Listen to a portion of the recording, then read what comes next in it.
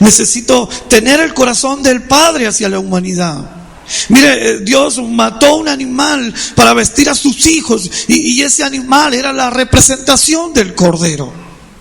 Era la representación de lo que iba a ser más adelante la muerte de Cristo. Para vestir a la humanidad, para cubrir a la humanidad, para que la humanidad tuviera una nueva identidad. Tremendo, porque esa representación del Padre en una casa ministerial es fundamental. Gente que va a hacer fiesta, gente que prepara el becerro gordo, gente que tiene anillos. Anillos significa sentido de autoridad. No era fácil para los criados. Escuchen esto, por favor, porque esto le puede llegar a cambiar algunos conceptos en cuanto a administrar gente. Pero hay gente dentro de la casa, de una casa de paternidad, de una casa ministerial, que tiene sentido de identidad. Pero hay gente como los criados de esta historia que únicamente están para ejecutar la voz del Padre. No están para dar sus puntos de vista de lo que sienten. Imagínese usted que estos criados y ministros estaban viendo sufrir al Padre, como cada día se ganaba la puerta a mirar a ver si volvía su hijo.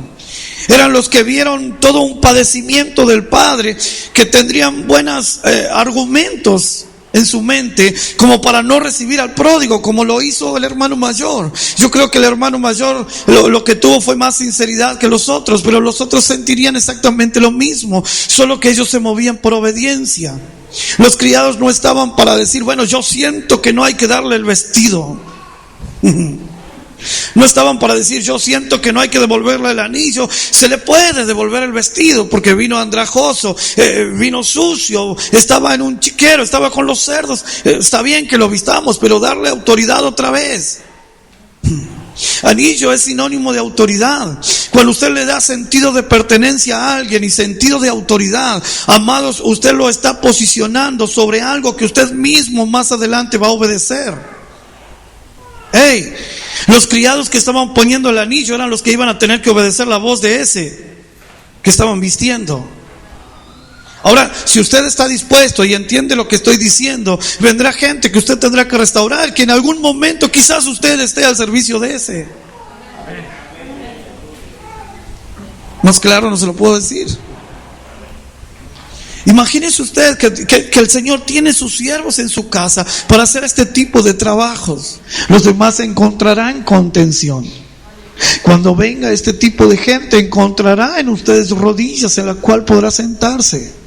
Estoy hablando en ámbito del espíritu. Encontrará las caricias de un padre, porque usted tiene el corazón de Dios. Y ese es lo que el Señor está entrenando en ustedes todos estos tiempos. Yo no sé los años que tienen aquí en la ciudad, ni siquiera nos conocemos en esos detalles, pero sí lo que sé es que Dios los ha estado entrenando. Ustedes han vivido situaciones que está forjando el corazón de Dios. No son situaciones únicamente para rezongar y renegar de lo que pasa. Son situaciones que están formando tu carácter, te están templando en el carácter de Dios, para que cuando venga este tipo de gente, tu carácter está templado, tu corazón está formado por Dios. Ya Dios te puede confiar. No solo 20, 30, 40, 50 y las personas que Él quiera confiarte para que lo restaures. Restauración traerá conflictos, porque habrá mucha gente que saldrá de sus casas de prisión. Escúcheme esto porque es interesante y puede llegar a ofender la mente de mucha gente en algún lugar. Pero hay casas denominacionales que son prisiones. ¿Sabe de dónde nace una casa de prisión? Jeremías fue puesto en la casa de un escriba llamado Jonatán. Cuando Jeremías fue puesto en la casa de Jonatán, que era el escriba de la ciudad, convirtió su casa, dice la Biblia. Desde ese entonces se convirtió la casa de Jonatán en una casa de prisión. Casa de prisión significa que la sabiduría de alguien contiene y aprisiona lo profético de Dios.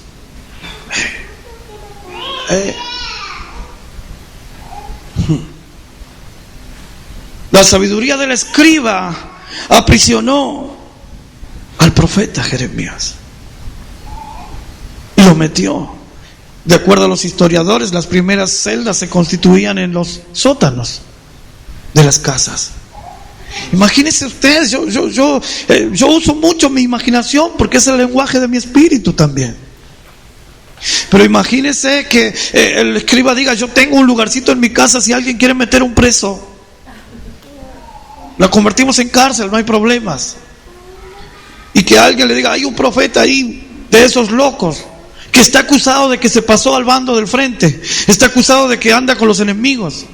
Dice que Jeremías le dijo: no es cierto eso, es una blasfemia, no es verdad. No le creyeron, lo castigaron, lo golpearon y lo metieron en la casa de Jonatán, el escriba. Eso se transformó en una casa de prisión. Y yo denuncio este espíritu sobre esta ciudad. Un espíritu de entendimiento humano, de sabiduría humana, que aprisiona lo profético y que lo mete en una cárcel, en una celda, aún dentro de una casa ministerial. Hay casas ministeriales que son cárceles. Y mire, cuando usted ve esto en el ámbito del espíritu y usted empieza a descubrir dentro de la iglesia gente cautiva de religión, gente cautiva de legalismo, gente cautiva de costumbrismo, gente cautiva de su propia mente, cautiva de su propio pensamiento, que no se les revela Cristo, que no les amanece Cristo, que les basta con estar sentado en un lugar y depender de lo que le puedan dar, del pan y del agua que alguien le pueda dar. No tienen la habilidad de abrir su celda y salir y ser libres en el espíritu. Cuando hablo de libertad, estoy hablando de conocer a Cristo. No estoy hablando de libertinaje, ni de rebeldía, ni de anarquía, ni de ningún tipo de esa cosa. Le estoy hablando de gente que tiene que ser libre en su espíritu, que tiene que desarrollar su oficio ministerial, tiene que desarrollar sus dones, tiene que desarrollar su talento, tiene que desarrollar su llamado. Gente que tiene que tener la iniciativa de decir: Dios no me llamó a estar prisionero de algo. Mire, el evangelio para mucha gente es una prisión.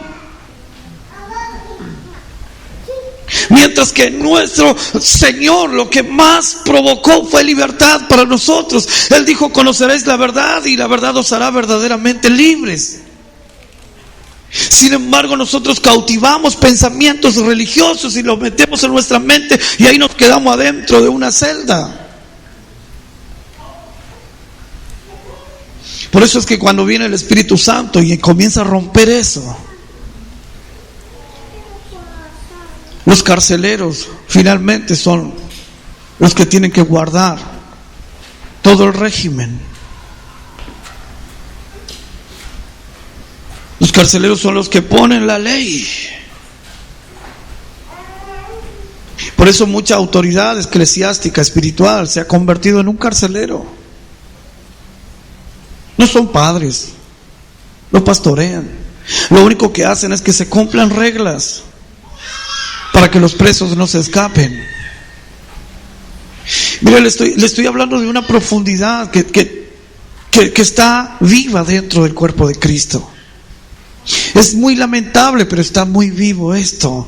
Por eso es que cuando usted tiene la libertad de adorar, de expresar, de sentarse, de pararse, de tirarse al piso, de arrodillarse, aprovéchelo. Aprovéchelo. Usted no sabe lo que está despreciando si usted desprecia eso. Usted no tiene ni idea los presos que quisieran hacer eso, pero le dicen: vos quédate ahí y no seas desordenado.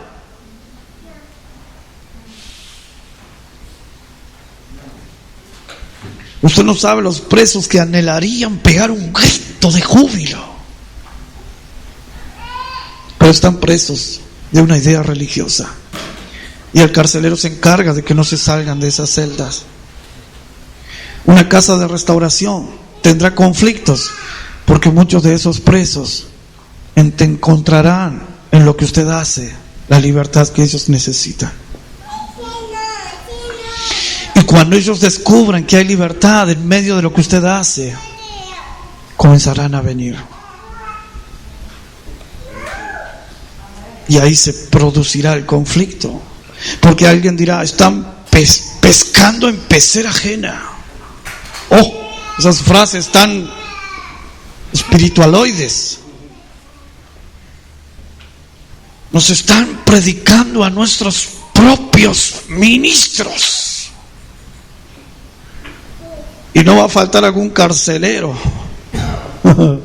que se enoje por causa de la gente que va a venir. Les estoy hablando como profeta. Ustedes van a tener conflictos. Si es que no los tienen ya. Van a tener conflictos con otros pastores, con otros ministros, y aún con algunos que ya no son ni pastores ni ministros, son carceleros.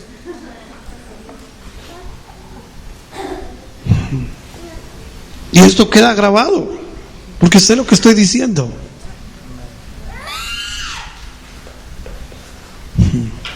Porque la gente encontrará libertad.